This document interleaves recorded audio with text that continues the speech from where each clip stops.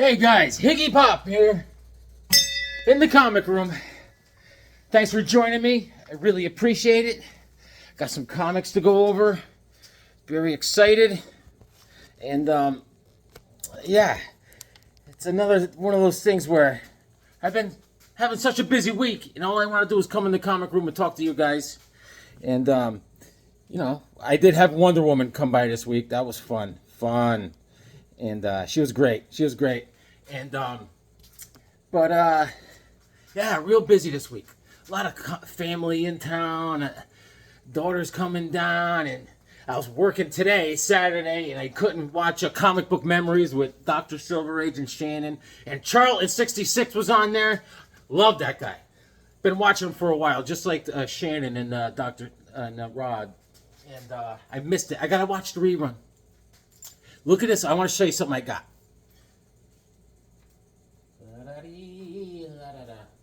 Look at that. It's a broken toy. It's a broken figurine. This is I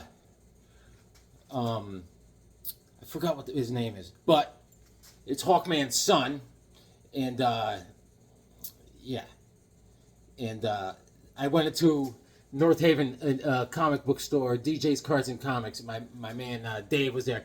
He's like, "Hey Jim, come here. I found this," and he had it, and there was no wings on it. He said, and so I glued this wing on.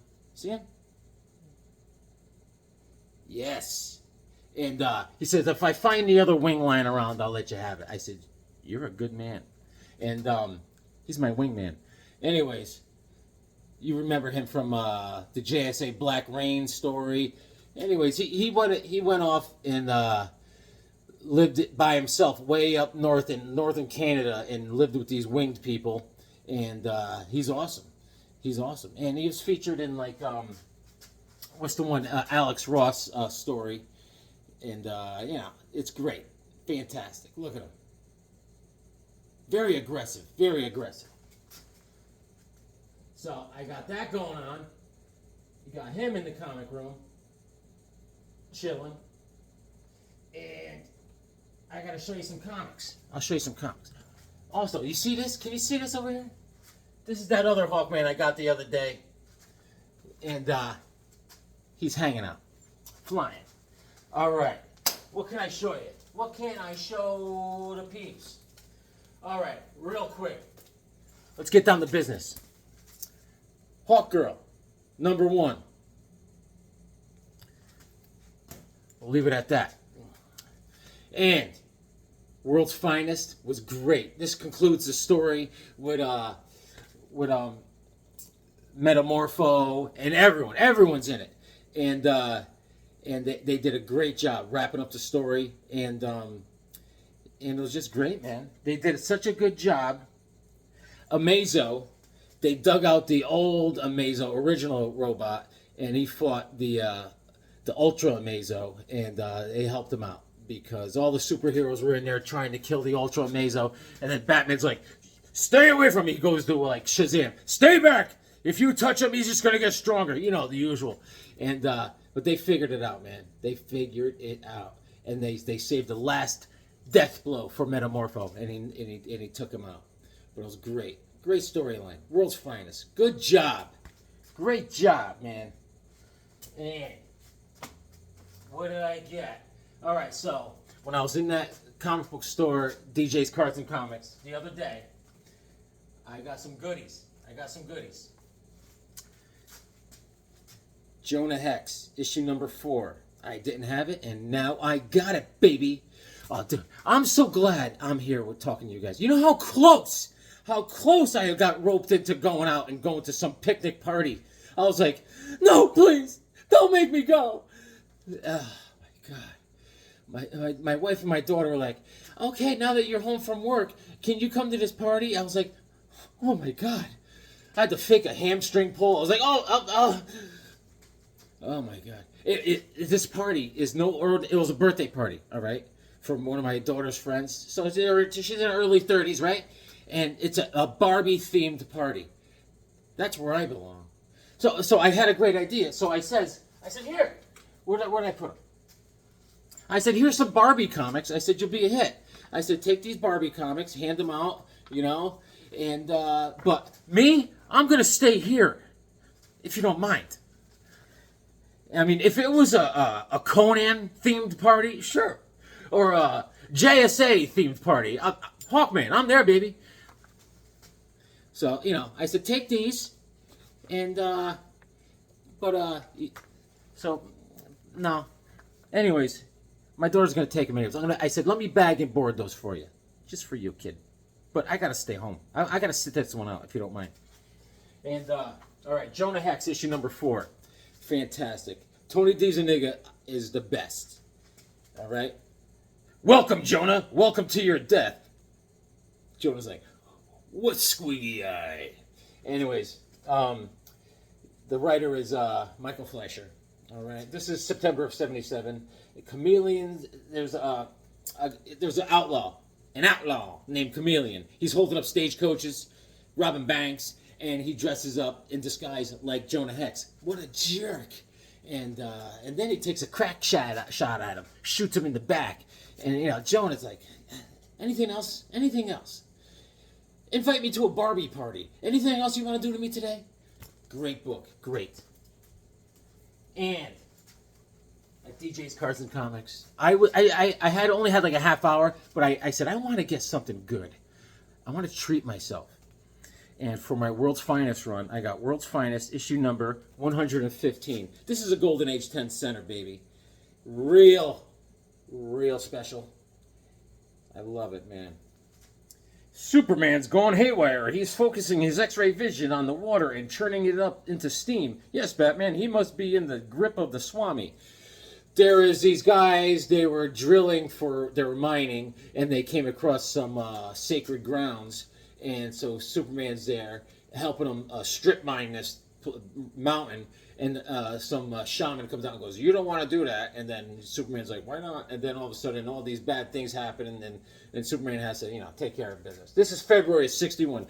Those were the days. '61, baby. And the cover is by Kurt Swan and Sheldon Malvinoff. And I love that, man. It's in pretty dang good shape. It's a little faded, but it's good. And the interiors are done by Richard Sprang. They call him Dick Sprang, and that's a silly name. But he's I'd go far as say Dick Sprang was a legend. He did a lot of the Golden Age Batman back in the day, and he died in 2000. He was born in like 1913 or something. I mean, this guy 1915. And this he did a lot of Golden Age Batman, a lot of great stuff, man. And what was it? Dick Sprang did design the original Riddler, and he did one of the redesigns for the Batmobile in like the late '50s. The guy is he was on top of his game there. Dick Sprang. Hey. So that's cool. Very happy to have this. Got a good price on it. Good price. Didn't even have to rob a bank. Then I said I want something a little different. I have so many treasuries. I got there's only like 2 or 3 treasuries from DC that I need and stuff. So I never got this one. I always wanted. I have a couple other Shazam ones, but I never had this one with the actual guy. With Jackson Bostwick. All right, he's like, and I like his boots though. And man, I need boots like that. And it's awesome. It's awesome. And I didn't really. I thumbed through it, but a lot of the art I'm sure is by C.C. Beck and Kurt Schaffenberger type of stuff. But it's classic. I love it. There's the back. And I did thumb through it a little bit, and I noticed there was an Ugats alert. And Ugats is someone that colors in comic books, and it's a shame. I didn't do any forensics on this yet, but I'm sure it is the work of an Ugats. But I love treasures, man. They pop. You open it up, and you're like, bingo. And this is one I always wanted. Hold on. I'm thirsty after faking my hamstring injury to stay home. Once they pulled out of the driveway and they left me, I was like, ah, ah, ah, ah, ah, ah, ah, ah, ah. This is one I always wanted. I love this, man. Classic DC, baby. Classic. Secret Origins of the Supervillains. And there's actually, I love this Captain Cold in here, but look at this stuff, man. Here's our Crown Prince of, there he is, the Red Hood, right? But I want to show you, there is a great Captain Cold. And there's Lex. Lex is like, hey, how are you? And what else we got? Superboy. Look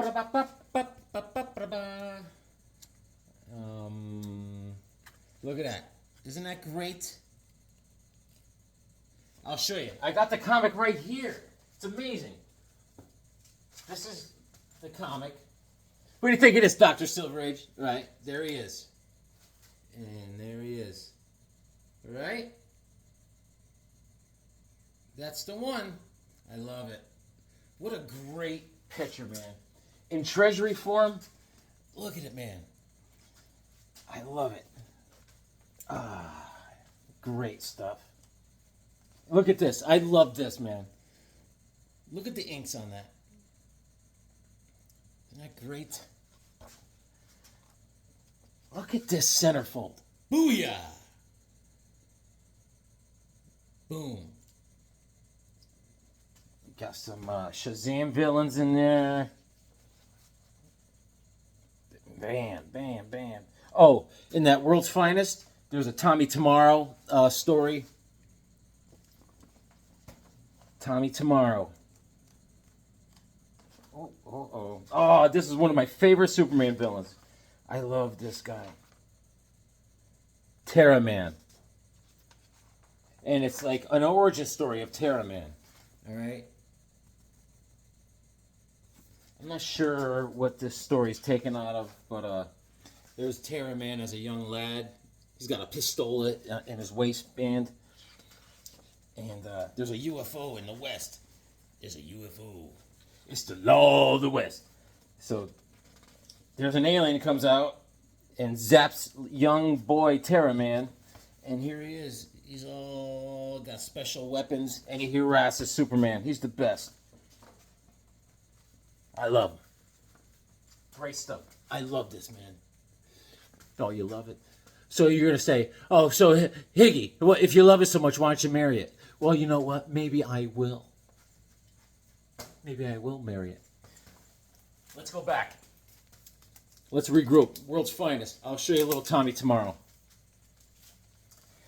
Let's spend some time here.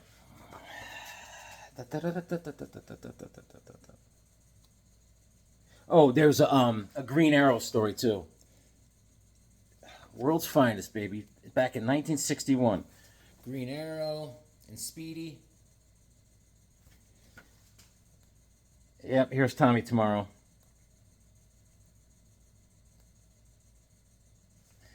Awesome.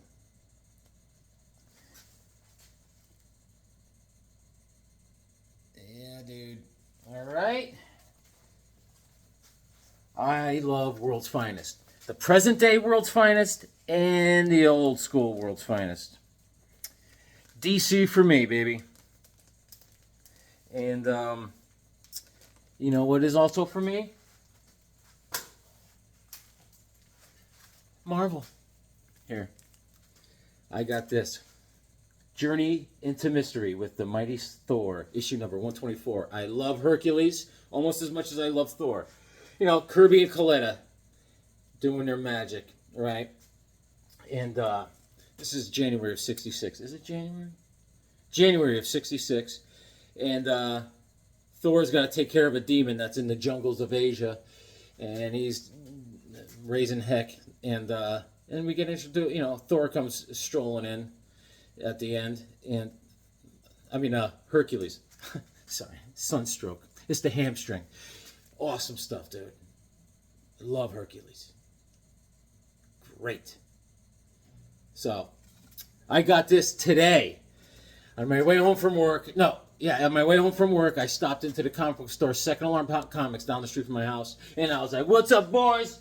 And they're like, you know how it is. Everyone's like, "Higgy, Higgy, Higgy." I'm like, "Yes." High five. I was fist pumping. You know, it's just the guys. You know what I'm saying? All right. So now back to the other day. I was at DJ's Cards and Comics, and I collect digests. So I got Year's Best Comic Stories. This digest. All right. This is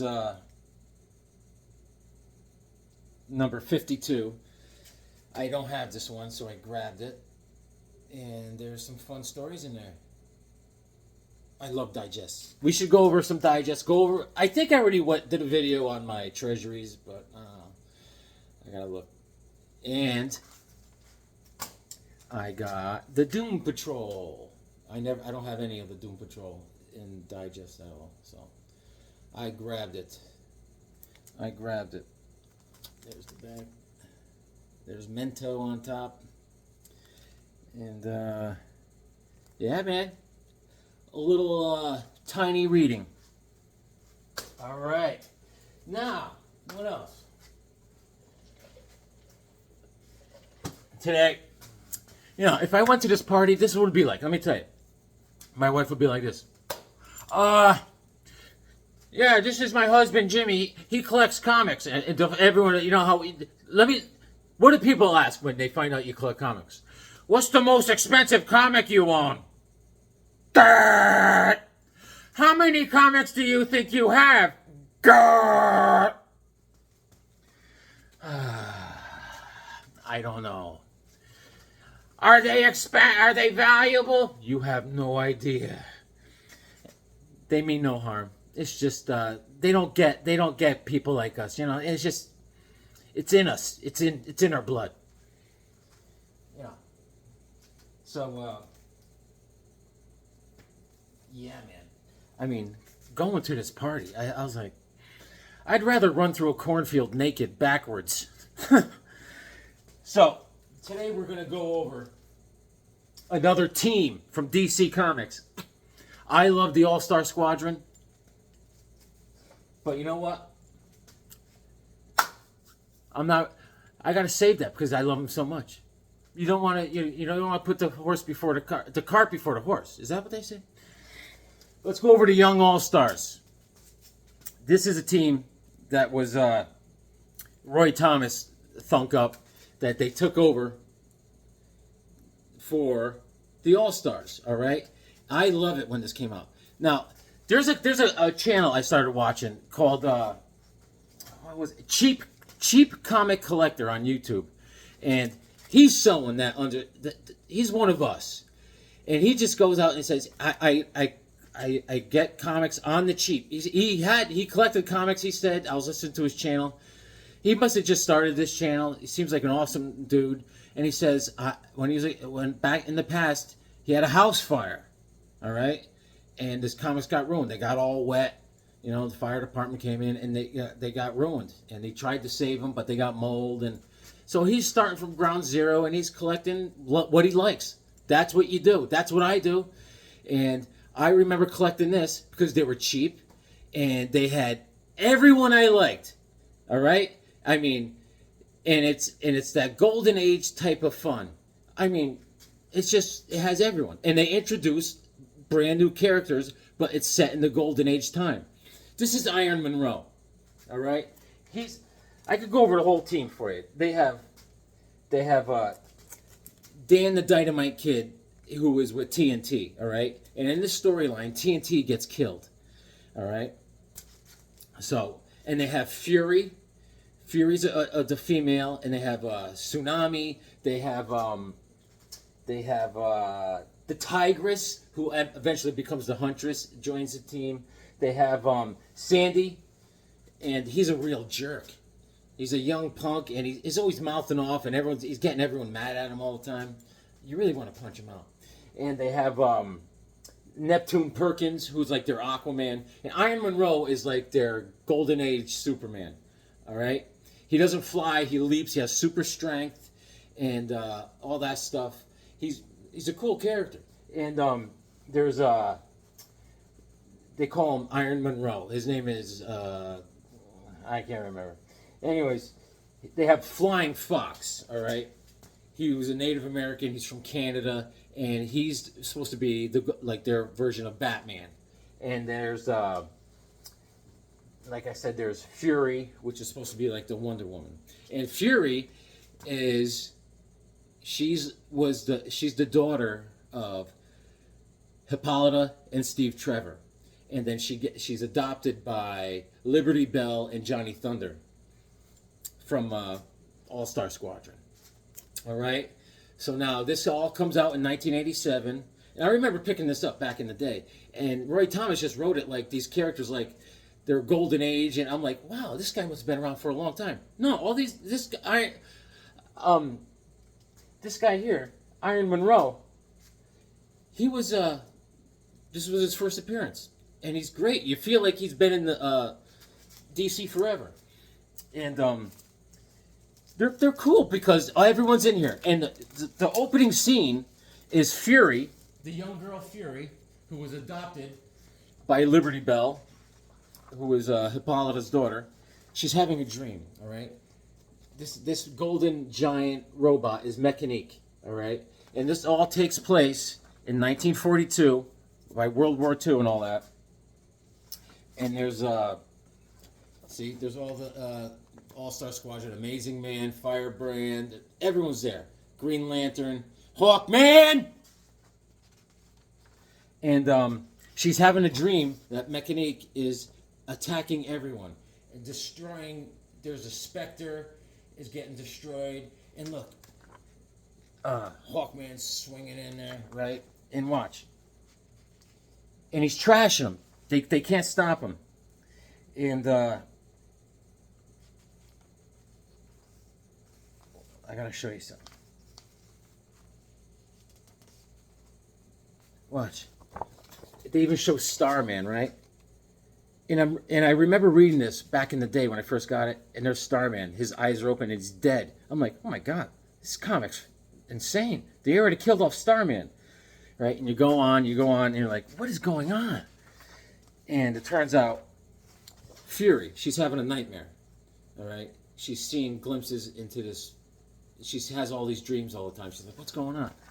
So Liberty Bell and Johnny Thunder come in and they're like, I'll show you. Everyone's still alive. Let's go back to headquarters. And there's Tsunami and Neptune. That's their Aquaman. Tsunami has powers of water. She controls water, just like Mira.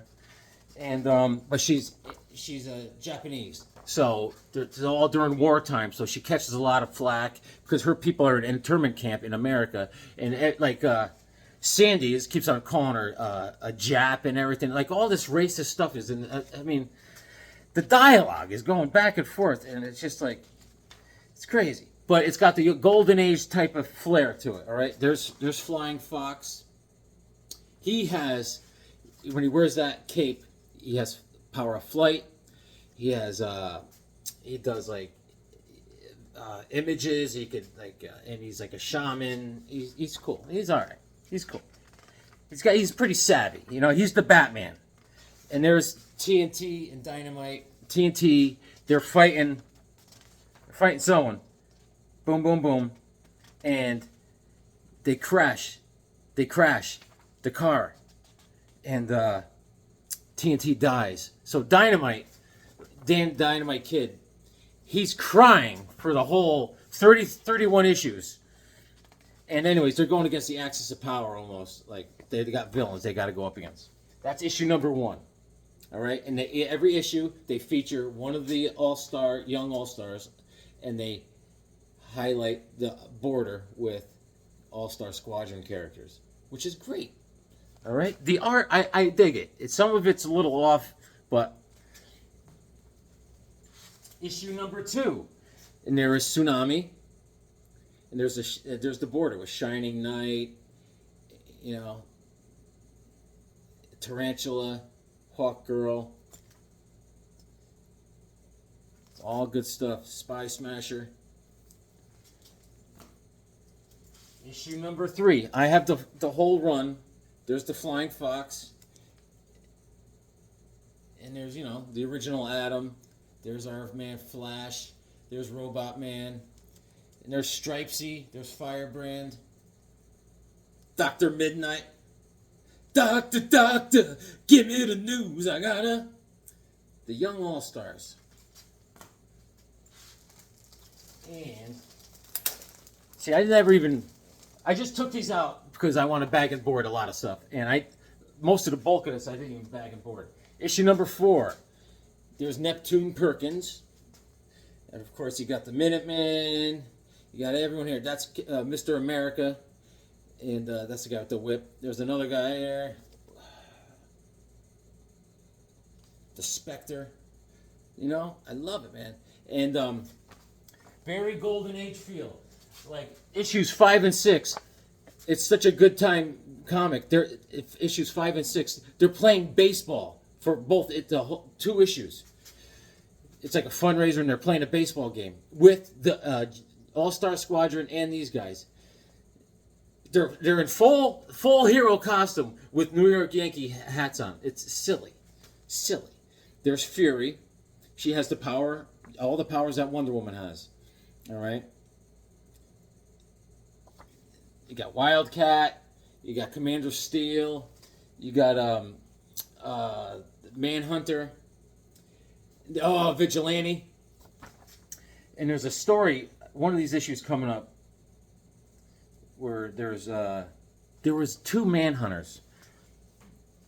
One was Dan something, and the other one was the Manhunter that we know. Here's Dynamite. And there's all the characters around there.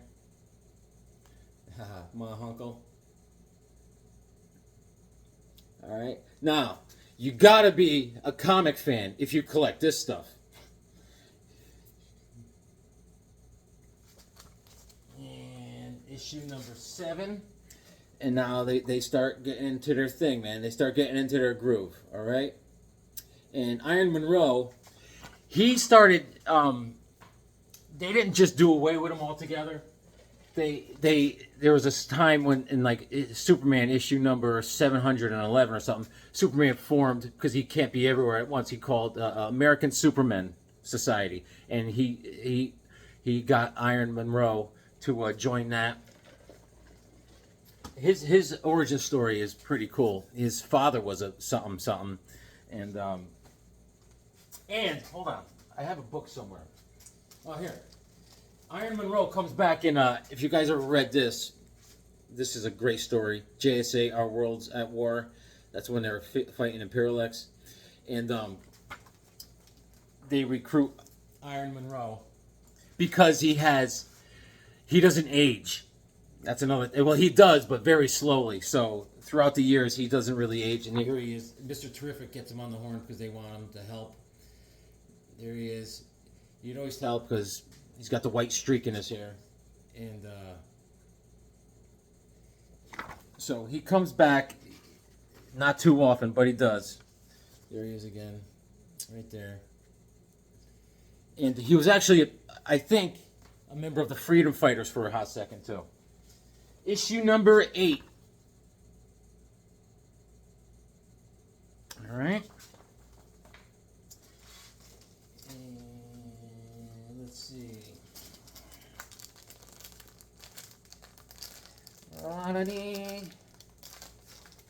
Yeah. So I was watching Cheap Comic Collector. He was cool, man. I like his style. Issue number 9. All right. So it's fun because I like all the classic characters, but the dialogue gets a little trying, you know, because Roy Thomas, the way he has them do their banter with their arguments and stuff, it's like, who talks that way? Someone would be like, "Oh yeah, your mother is a piece of trash," and then all of a sudden I'd be like, "Sorry for the outburst." It's like, dude, those are fighting words. So yeah, you know, it's all good stuff though. When they get down to it, you know, we got the classic Green Lantern. This story is something. This Green Lantern went rogue for some reason, and there's the Huntress. Well, she's the Tigress here, but she becomes the Huntress. Issue number 10. You know, there's also a lot of crying. These heroes tend to cry a lot. But when I got back into comics, this is the stuff I collected, man. I put all this stuff together. And he also likes to smash cars a lot, Iron Monroe.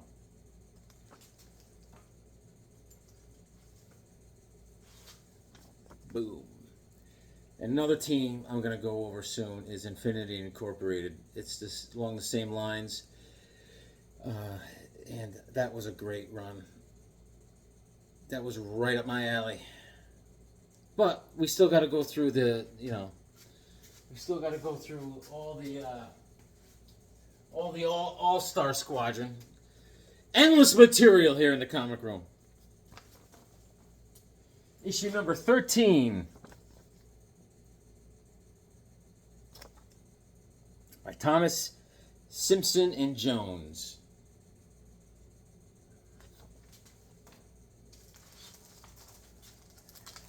I think it's fun. Issue number 14. Fighting dinosaurs in the harbor. Issue number 15. There's a crowd, especially when one of them is Deathbolt. That's a classic villain, Deathbolt. Monroe and, oh yeah, they're getting it on. Get it on. Fury is, like I said, she's always having those dreams about the All-Star Squadron getting obliterated. Leviathan.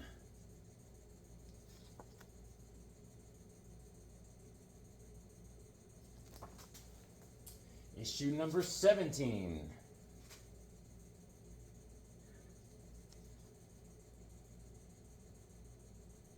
Yes. A lot of Nazis and stuff like that.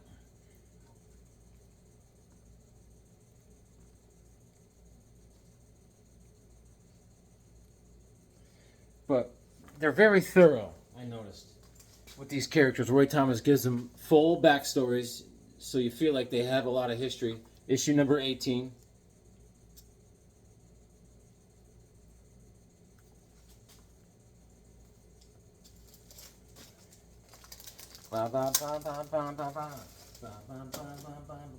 Issue number 19.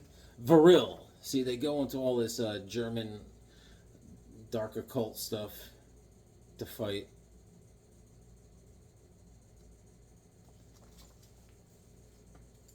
Issue number 20.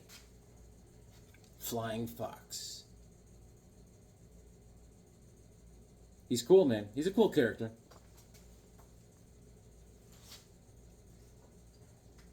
The Young All-Stars, issue number 21. Adam and the Evil, part 1 of 5.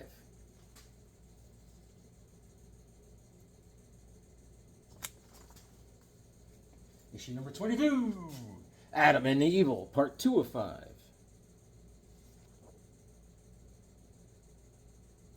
I've seen this guy around. I've seen him around.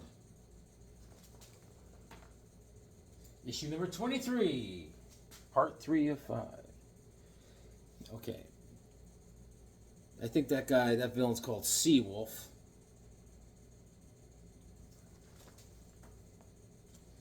Alright. Issue number... This is Adam and the Evil, part 4 of 5, issue number 24.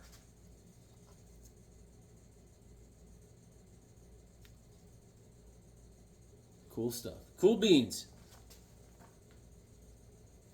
Issue number 25, part 5 of 5, Adam and the Evil. Eventually, a lot of these guys, like Flying Fox and all them, they were rolled into, according to the storyline, they were rolled into the All-Star Squadron because they did well. Issue number 26. Looks like they're disbanding. Everyone's like, I hate you. I hate you first. I said I hate you first.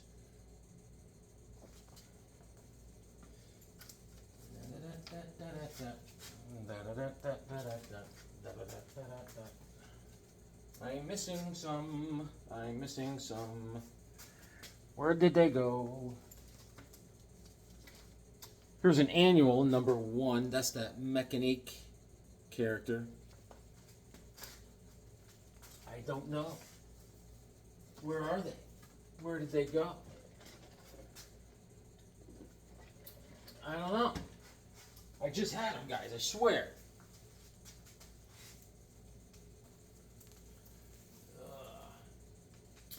All right. I don't know. I had them. Maybe they were upstairs. I was in a mad dash. Trying to get people to leave me alone. I'll show them some other time. You know what I'm saying? But now that I got you here, listen. If we're going to be friends, I need you to read something. This is mandatory reading. I'm going to hang up. I don't know if you guys ever read this story, but it's great. It's by DC and Dark Horse. Batman, Hellboy, and Starman. All right, this is by James Robinson. Try to read everything by James Robinson. All right, this is the Starman. This is Jack Knight, the one from the '90s, and Batman, Hellboy, and Starman. They team up, and it's a great story. This is book 1. They're just comics. There's just 2 issues, and this is what we got. You guys want some good reading? I recommend this. It's fantastic. It's great. And James Robinson doesn't fail, man. He doesn't fail.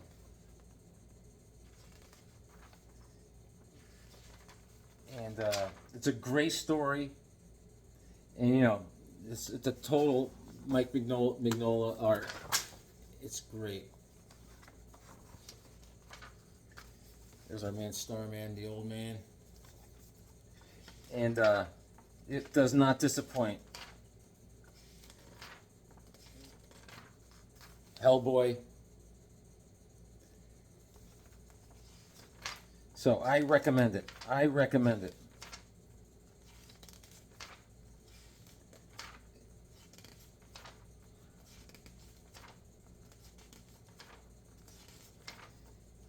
And Jack Knight, Starman. All right? I recommend it. There's a back cover of one of them. Guys, thanks for joining me, man. It means a lot. Read your comics. It makes you smart.